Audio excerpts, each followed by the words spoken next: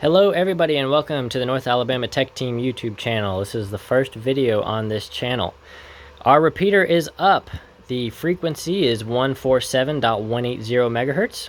The offset is positive 6 kilohertz and the tone is 156.7 hertz.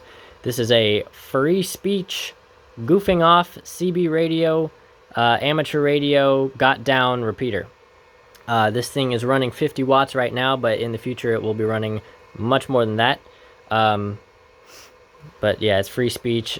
Say whatever you want. Don't worry about people telling you what you can and can't say on the radio.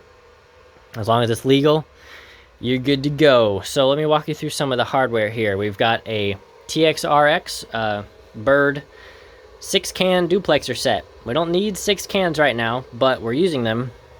The repeater is on 50 watts, but it will eventually be upgraded to much more. So we've got 6 cans here. They were tuned by the Motorola shop in town on Governor's Drive.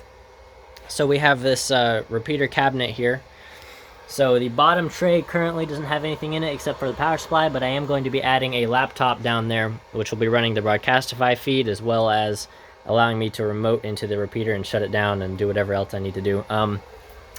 For the actual repeater, we have a Hytera RD982IS. This is a really nice repeater. It's one of the only repeaters that sounds good. If you switch back and forth between analog and the repeater, almost unnoticeable. As you can see, there's our frequency there. And where's my handheld here? If I key it up, key this thing up, there you go.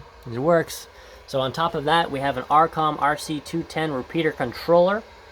This is what's going to take care of all the Roger beeps and net announcements and shootout modes and just everything fun that we want to do with this repeater. The repeater itself can operate as a controller if this thing goes offline or fails, but it's just nice to have the controller there. I really like that controller, and I'm going to use it.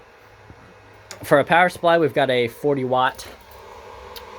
amp, Meanwell power supply there, and it's powering the repeater as well as the RCOM.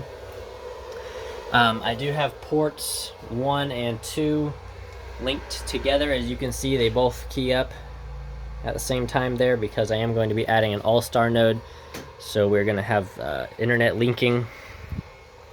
The antenna is up on the roof. It is a Comet GP1. I know, not very high gain, but that's the best I could do right now with my space limitations, and besides, we're in a very hilly area, so maybe lower gain might be good. Oh, Peter just ID'd there. So the GP1 is up about 20 feet off the ground. Should be pretty good. Performance should be fairly decent. Here is an advanced receiver research preamplifier that is not hooked up right now because of the high noise in the area. We had it hooked up earlier and it almost made things worse because of the noise, but that will be going on the repeater once it's on a mountain. So this is kind of a in-between spot right now. Set up here in the office with 50 watts, and we're still going to have some fun with it. The coverage should be pretty good. I'm going to overlay a coverage map here on the screen so you can see what the coverage is supposed to be like. But there you go. There is the North Alabama Tech Team KM4OVZ got down repeater right there. Right there, breaker 19 on the amateur radio right there. Anyway, thank you all for watching.